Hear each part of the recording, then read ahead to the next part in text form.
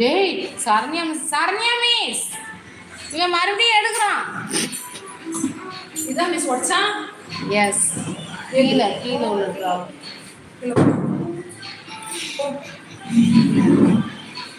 அவன் உள்ள போல திருப்பி வராங்க. சரண்யா மிஸ் வராங்க. ஐயே அவன் என்ன சொல்றான் பாருங்க. ஐயே மொபைல் கடை வச்சிருக்கீங்களா? வா சூப்பர் சூப்பர்.